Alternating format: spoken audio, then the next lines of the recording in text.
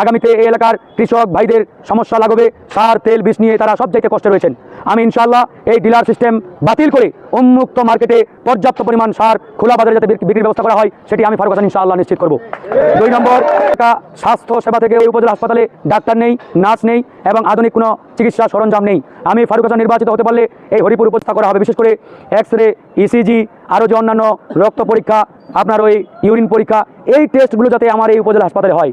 আজকে আমি অবাক হয়ে দেখি আমার এই এলাকার একজন গরিব মানুষ হঠাৎ করে অসুস্থ হলে সে দিনাজপুর কিংবা রংপুর মেডিকেলে যাওয়ার মতো অ্যাম্বুলেন্স ভাড়াটা পর্যন্ত ওনাদের থাকে না।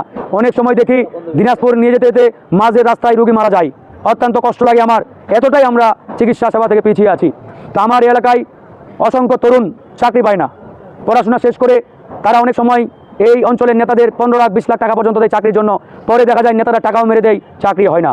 তো আমি ফারুক হাসান ইনশাআল্লাহ আগামীতে নির্বাচিত হতে পারলে এই এলাকায় অসংখ্য আমি কর্মসংস্থানের ব্যবস্থা করব, বিশেষ করে টেকনিক্যাল যে প্রতিষ্ঠানগুলো রয়েছে, কারিগরি প্রতিষ্ঠান, এবং আমি একটি খামার একটি বাড়ির আদলে এই এলাকায় ব্যবসা কেন্দ্রিক বেশ কিছু প্রতিষ্ঠান গড়ে তুলব।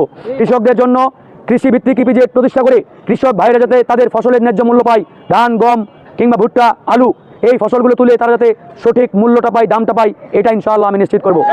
আমরা শিক্ষা ব্যবস্থায় অনেক পিছিয়ে, বড় লোকের ছেলেরা, ধনী লোকের ছেলেরা ঢাকায় তাদের সন্তানদের পড়াশোনা করায় কিংবা বিদেশে পাঠিয়ে দেয়, কিন্তু এই এলাকার একজন কৃষক দিনমজুর তিনি কিন্তু তার ছেলেকে ঢাকায় পাঠাতে পারেন না। তো আমি ইনশাআল্লাহ ফারুক হাসান নিশ্চিত করব ঢাকার স্কুল কলেজের যে শিক্ষা, ওই মানটা যাতে আমরা হরিপুরের প্রত্যেকটা প্রতিষ্ঠানে নিশ্চিত করতে পারি। সর্বোপরি এই এলাকা যেহেতু সীমান্তবর্তী এলাকা, এই এলাকা বিগত সময়ে মাদকে ভরপুর ছিল, ইন্ডিয়া থেকে আমাদের মাদক আসতো। তো এই এলাকার যারা আইন শৃঙ্খলা দায়িত্বে রয়েছেন, বিশেষ করে পুলিশ, উপজেলা প্রশাসন, তারা দেখতাম শুধুমাত্র যারা মাদক সেবন করে, মানে মাদক খায়, তাদের বিরুদ্ধে অ্যাকশন নিত, এই জন্য মাদক নির্মূল হয় নাই। আমি ফারুক হাসান ঘোষণা দিচ্ছি আগামীতে এই এলাকায় যারা মাদক সেবন করে, শুধু তারা নয়, যারা মাদকের ব্যবসা করে, মাদক কারবারি, মাদক ইন্ডিয়া থেকে নিয়ে আসে, তাদের বিরুদ্ধে আমাদের লড়াই চলবে। আমরা যখন ওই মাদক ব্যবসায়ীদের বিরুদ্ধে ব্যবস্থা নিব, তখন দেখবেন এলাকায় মাদক ঢুকবে না, আর আমাদের ছোট ছোট ছেলেরা মাদক পাইলে না খাবে, মাদকই তো পাবে না। ছোট ছোট বাচ্চারা হাতে ফেন্সিডিল, সিগারেট, বিড়ি, গাঁজা, আরও কি আছে জানি। এই যে একটা অবস্থা, অনেক সময় মুরব্বীরা লজ্জা পায়, মুরব্বীদের সামনে সিগারেট টানে, এই যে একটা ভয়াবহ অবস্থা, এখান থেকে আমাদের তরুণদের ফিরিয়ে আনতে হবে।